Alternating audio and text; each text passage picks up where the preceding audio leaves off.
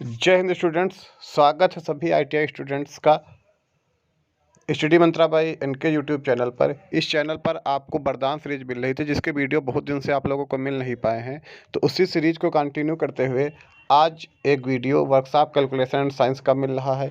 इससे पहले आपको 10 वीडियो मिल चुके हैं, 10 क्लासें मिल चुकी हैं और हर क्लास में हम लोग 15 क्वेश्चन देखते हैं। तो उसी तरीके से आज की जो क्लास है, इस क्लास में भी हम लोग, जो कि क्लास नंबर 11 है, इसमें हम लोग क्या करेंगे, पूरे 15 क्वेश्चन देखेंगे। ये ऐसे क्वेश्चन हैं जो आईटीआई का जो सीबीटी एग्ज़ाम होगा उसके लिए बहुत ही ज़्यादा महत्वपूर्ण क्वेश्चन है। आप सभी लोग, अगर आपका रिदम टूट गया हो तो दोबारा से जब भी वीडियो पे आपको मिलता है चैनल पे वीडियो आपको, तो आप उस क्लास को ज़रूर देखें, जिससे कि आप आईटीआई की सीबीटी परीक्षा में मैथ्स में और कंप्यूटर सेक्शन जो होता है उसमें आसानी से पास हो सकें। इस वीडियो के बारे में आपके जो सुझाव हैं इस वीडियो क्लास के बारे में, वो आप कमेंट बॉक्स में ज़रूर दें। तो जैसा कि आप सभी लोग जानते हैं कि ये आईटीआई क्लासेज जो हैं, जो 2 साल की आईटीआई है उसके फर्स्ट ईयर के लिए आज की ये क्लास है। तो जो लोग 2 साल की आईटीआई कर रहे हैं 2 साल की ट्रेड से और प्रथम वर्ष में हैं, उनके लिए क्लास बहुत ही ज़्यादा महत्वपूर्ण है। तो आज के दिन का पहला क्वेश्चन है कि 12, 6, 18 और 36 का एचसीएफ क्या होगा। एचसीएफ के बारे में आप सभी लोग जानते होंगे कि एचसीएफ क्या होता है। एचसीएफ होता है स्टूडेंट्स हाईएस्ट कॉमन फैक्टर। क्या होता है? हाईएस्ट कॉमन फैक्टर इसका नाम है, जिसको कि आप हिंदी में कहते हैं मासा। और मासा निकालने के लिए पिछले वीडियो में भी काफ़ी क्वेश्चन आप लोगों को मैंने बताए हैं, तो मैं मासा निकालने का तरीका बता देता हूँ। इसमें क्या होता है, आप सबसे छोटी संख्या पकड़ लीजिए, जैसे 6, और 6 से अगली संख्या को, जो उससे बड़ी संख्या, उसको भाग दे दीजिए। जो भी संख्या, तो इसमें 6 दूनी 12, देखिए कट गया, 6 दूनी 12 कट गया। तो इसका मतलब 6 हमारा मासा हो सकता है कि नहीं ये भी नहीं पता है, लेकिन हो सकता है। आगे बढ़ते हैं, फिर देखते हैं 6 से आप 18 को भाग दो, चूँकि 6 से कटा तो 18 भी 6 से क्या होगा, कट जाएगा। 6 3 18, 3 बार। 6 से 36 भी कट जाएगा। तो इस तरीके से क्योंकि 6 से सभी संख्याएं आपकी कट गई, तो यहाँ का जो मासा होगा वो क्या हो जाएगा, 6 हो जाएगा। ये आपको ध्यान रखना, मासा क्या होगा, 6 होगा। अगर कोई कन्फ्यूजन है तो आप कमेंट सेक्शन में बताएं, उसको दूर करने का प्रयास किया जाएगा। तो पहले क्वेश्चन में बी ऑप्शन आपका बिल्कुल सही होगा। आगे पूछा है कि एमकेएस प्रणाली में समय का मात्रक क्या होता है। तो स्टूडेंट्स, तीनों प्रणालियों में, चाहे एमकेएस हो, चाहे सीजीएस हो, चाहे एफपीएस हो, समय का मात्रक एक ही होता है। और समय का मात्रक तीनों प्रणालियों में क्या है, सेकंड है। तो तीनों ही प्रणालियों में समय का मात्रक क्या होता है, सेकंड होता है। ये आपको ध्यान रखना है, समय का तीनों ही प्रणालियों में कोई अन्य मात्रक नहीं होता है। फिर पूछा 1 इंच में कितने मिलीमीटर होते हैं। तो 1 इंच में आपको जो मिलीमीटर होते हैं वो आप सभी लोगों को पता है कितनी, बहुत सी बार हमने बताया कि 25.4 mm होते हैं 1 इंच में। काफ़ी बार ये क्वेश्चन आया है, तो ये भी आप लोगों को अब याद हो जाना चाहिए। आगे पूछा आयत का क्षेत्रफल क्या होता है। तो स्टूडेंट्स, आयत का क्षेत्रफल होता है लंबाई गुणे चौड़ाई। क्या होता है, लंबाई गुणे चौड़ाई। तो ये भी बहुत महत्वपूर्ण क्वेश्चन, इसके ऊपर न्यूमेरिकल भी आता है। तो यहाँ पे सीधे सीधे फार्मूला पूछा है, आयत का क्षेत्रफल लंबाई गुणे चौड़ाई होता है। आगे पूछा है भिन्न का प्रकार कौन सा है, उचित भिन्न, अनुचित भिन्न, दशमलव भिन्न या उपरोक्त सभी। तो आप सभी लोग जानते हो भिन्न का एक प्रकार उचित भिन्न भी है।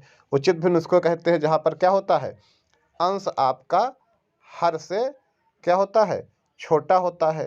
तो उसको हम लोग क्या कहते हैं, उचित भिन्न। जैसे कि उदाहरण के रूप में हम देखना चाहे 4/9, ये एक उचित भिन्न का उदाहरण हो गया।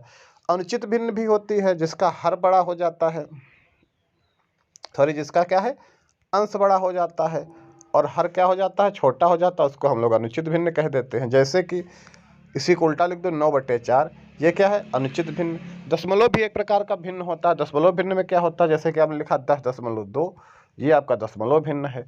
तो भिन्न का प्रकार कौन सा, उपरोक्त सभी भिन्न के प्रकार हैं। तो ये चीज़ भी आपको ध्यान रखना है। अगर आपने पढ़ाई की होगी तो ये क्वेश्चन आप लोग आसानी से कर पाओगे। आगे पूछा ऊर्जा का मात्रक क्या है। तो देखिए डाइन जो होता है वो किसका मात्रक होता है, ये बल का मात्रक है सीजीएस में। तो डाइन बल का मात्रक है, जूल आपका ऊर्जा का मात्रक है, पास्कल आपके दाब का मात्रक है। तो आपसे ऊर्जा का मात्रक पूछा था, बता दीजिए कि जूल क्या है, ऊर्जा का मात्रक है। आगे बढ़ते हैं अगले क्वेश्चन में। क्वेश्चन नंबर 7 में कहा भाग देना है आपको। बहुत ही सिंपल भाग आपके सामने है, ये आप लोगों को आसानी से देना आना चाहिए कि 215 को भाग देना है यहाँ पर स्टूडेंट्स 5 से। किससे भाग देना, 5 से। कैसे भाग दोगे, कुछ नहीं, अब 5 से इसको भाग दो तो 5 चौके 20, एक बच्चा 5 दिया 15, 43 आ जाएगा। और आपका बी ऑप्शन 43 दिया हो। बहुत आसान क्वेश्चन, बहुत ही ईजी। अगला क्वेश्चन नंबर 8। क्वेश्चन नंबर 8 में सीधे सीधे आपसे कहा है कि x का स्क्वायर बराबर 10 का स्क्वायर, तो x का मान क्या होगा। तो देखिए इस स्क्वायर से ये स्क्वायर आपका सीधा सीधा कट जाएगा और x का मान कितना आ जाएगा, 10 आ जाएगा। क्योंकि अगर दोनों तरफ स्क्वायर होता है तो क्या हो जाता है, कैंसिल आउट हो जाता है। तो x का मान कितना हो जाएगा, 10 हो जाएगा। ये सभी बहुत ही महत्वपूर्ण क्वेश्चन हैं, और अगर ये क्वेश्चन आपको बहुत आसान लग रहे हैं तो इसका मतलब आप लोगों ने मैथ्स में तैयारी आप लोगों की अच्छी है। मैथ्स में आप लोग आसानी से पास हो जाएंगे। मैथ क्या, ITI में जो पेपर होता है वर्कशॉप कैलकुलेशन एंड साइंस नाम से होता है, तो वो पेपर आप लोग आसानी से कर पाओगे अगर ये क्वेश्चन आप यहाँ पे कर पा रहे हो। क्योंकि इसी लेवल का क्वेश्चन आपको एग्जाम में मिलेगा। बहुत ही महत्वपूर्ण ये क्वेश्चन है एग्जाम के पॉइंट ऑफ व्यू से। अगला क्वेश्चन है कि यदि एक मैकेनिक 8 मशीन को असेंबल करने में 64 दिन लगाता है, 64 डेज लगाता है, तो एक मशीन को असेंबल करने में कितना समय लगाएगा। तो देखिए वो 64 दिन में 8 मशीन बना देता है। 64 दिन में कितनी मशीनें बनाता है, 8। तो 8 से 8 बार में कट जाएगा, 8 एकम 8, 8 नहीं 64, सीधे सीधे कितना हो जाएगा, एक मशीन बनाने में उसको सिर्फ 8 दिन लगेंगे। कितने दिन लगेंगे, 8 दिन लगेंगे। तो एक मशीन को बनाने में उसको 8 दिन का समय लगेगा। ये ऑप्शन आपका बिल्कुल सही है। आगे क्वेश्चन नंबर 10 कहा 4 ओम के 2 प्रतिरोध समांतर में लगे हुए हैं, इसका तुल्य प्रतिरोध क्या होगा। समांतर का मतलब होता है जैसे यहाँ से मान लीजिए कोई करंट आ रही है, फिर करंट को 2 रास्ते हैं, एक ये रास्ता है और एक दूसरा ये वाला रास्ता है। तो यहाँ पर जो प्रतिरोध लगे हुए हैं वो कैसे हैं, समांतर में। अब मतलब 4 ओम का मतलब 4 ओम इसका भी मान है, 4 ओम इसका भी मान है। जब 2 प्रतिरोध समांतर में लगे होते हैं, उनकी वैल्यू समान है, ठीक है, तो 2 प्रतिरोध लगे हैं तो उनका तुल्य प्रतिरोध आधा हो जाता है। और अगर 3 लगे हैं समांतर में तो उनका तुल्य प्रतिरोध कितना हो जाएगा, तिहाई। मान लो 3 लगे होते हैं तो यहाँ पर हो जाता R/3, लेकिन यहाँ पे 3 नहीं लगे हैं। कितने लगे हैं, 2 लगे हैं, तो कितना हो जाएगा, R/2। तो क्या होगा, 4/2 हो जाएगा। और आंसर आ जाएगा, समांतर में जब प्रतिरोध लगे हैं 4 ओम के 2, तो आंसर इनका आ जाएगा कितना, 2 ओम। कितना आ जाएगा, 2 ओम। लेकिन यही अगर श्रेणी क्रम में लगे होते, श्रेणी क्रम क्या होता है, एक रेजिस्टेंस उसके बाद में दूसरा रेजिस्टेंस, अगर ऐसे लगे होते श्रेणी क्रम में, और तब आपसे पूछता कि 2 प्रतिरोध मान लो 4 ओम के कैसे लगे श्रेणी में, मान लो ये भी 4 का होता, ये भी 4 का होता, तो 8 हो जाता। क्योंकि श्रेणी क्रम में सीधा सीधा प्रतिरोध का मान क्या जुड़ जाता है। लेकिन ये श्रेणी क्रम में न लगे होके किस क्रम में लगे हैं, ये ऐसे आपका समांतर क्रम में लगे हुए हैं, ठीक है। तो समांतर क्रम में प्रतिरोध क्या हो जाता है, कम हो जाता है। और अगर 2 प्रतिरोध समांतर में लगे हैं तो 2 का क्या हो जाता है, आधा हो जाता है। तो 4 का आधा 2 हो जाएगा। आगे क्वेश्चन नंबर 11 की तरफ बढ़ते हैं। 11 में कहा 23 ओम प्रतिरोध और 230 वोल्टेज के क्रॉस धारा क्या होगी। करंट पूछा है, धारा। बेसिक एक सूत्र है, सभी ट्रेड वालों को पता होना चाहिए, जो कि ये कॉमन है सभी ट्रेडों के लिए। पेपर जो भी 2 साल के ट्रेड हैं, ये क्लास भी सबके लिए कॉमन है, तो सबको लगभग पता होना चाहिए कि V बराबर क्या होता है, IR होता है। अब वोल्टेज का मान कितना, 230 दे रखा है, तो 230 आप लिखिए। I का मान कितना दे रखा है, I ही तो निकालना है, जबकि रेजिस्टेंस कितना दे रखा है, 23। आप जानते हो कि जो इधर गुणे में उधर जाके बट्टे में हो जाएगा, तो यहाँ पर I बराबर हो जाएगा 230/23 हो जाएगा, और 10 बार में कट जाएगा। तो धारा कितनी हो जाएगी, 10 एम्पियर। ये ऑप्शन में भी दिया है, C नंबर ऑप्शन में, तो धारा कितनी हो जाएगी, 10 एम्पियर हो जाएगी। आगे बढ़ते हैं और देखते हैं जल्दी से अगला क्वेश्चन कि भारत में AC धारा की आवृत्ति कितनी होती है। तो भारत में AC धारा की आवृत्ति जो है 50 हर्ट्ज है। कितनी है, 50 हर्ट्ज। और अगर DC धारा की आपसे आवृत्ति पूछ ले तो DC धारा की कोई आवृत्ति नहीं होती, 0 हर्ट्ज होती है। लेकिन आपसे DC ना पूछ के AC पूछा है, तो AC की आवृत्ति, AC की फ्रिक्वेंसी 50 हर्ट्ज होती है। ये क्वेश्चन आपका बिल्कुल सही हो गया। आगे बढ़ते हैं अगले क्वेश्चन में। क्वेश्चन नंबर 13 में कहा कि विद्युत ऊर्जा का मात्रक क्या है। घरों में जो आप बिजली यूज करते हैं उसको किस में नापते हैं।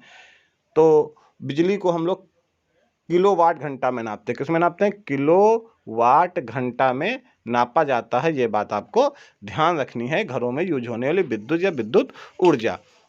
आगे बढ़ते हैं अगले क्वेश्चन में कहा है, क्वेश्चन नंबर 14 में कि 96 का वर्ग क्या होगा, स्क्वायर क्या होगा। मैथ का क्वेश्चन है।